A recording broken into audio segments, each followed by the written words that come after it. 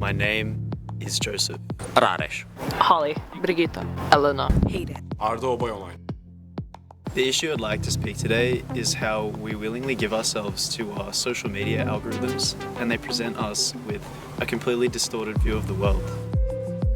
It presents you exactly what it thinks you would like to click on, and so it doesn't exactly give you a complete perspective of how things work, and it can be a very easy tool to use to polarize people. It's really important for young people to come together and to gain perspective, and social media doesn't really aim to fix these kinds of things. I think it's really important that we speak about it. The issue I would like to talk about right now is kind of related to climate change and to biodiversity, but it is often overlooked.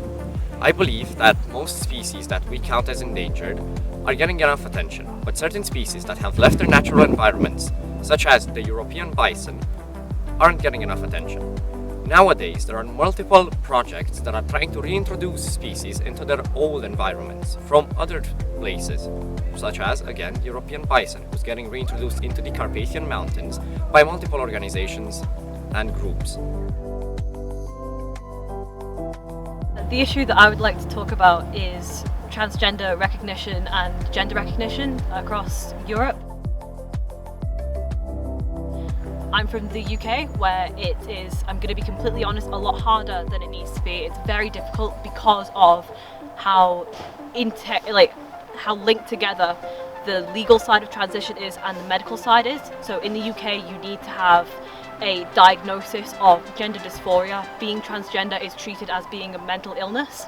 It is treated like a pathological issue, not a social issue. I think that's really important, an issue that needs to be brought to light more.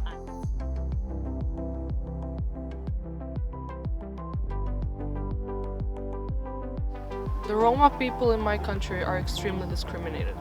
I live in Croatia and there's a high population of the Roma people, not only in my city, but also in the whole country.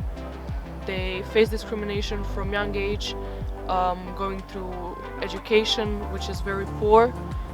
They rarely get high education, they only finish elementary schools. Not only do they have problems with education, they also have a problem of finding jobs because they are ethnically profiled, not only by the people that hire them, but also by the people they're trying to buy a house from or anything else. They also have a lack of quality healthcare.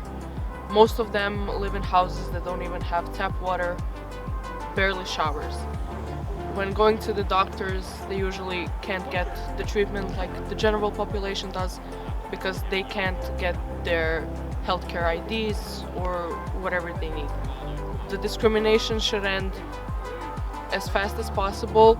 They are just like us and they shouldn't be discriminated and profiled just because of their ethnicity.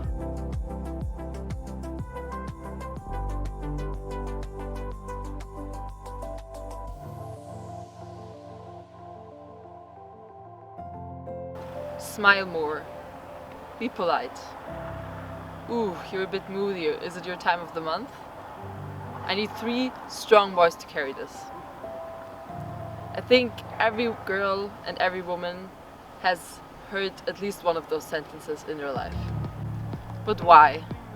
Why do girls have to put up with such blatantly sexist comments in their day-to-day life? It's because a small portion of sexism is accepted in today's society.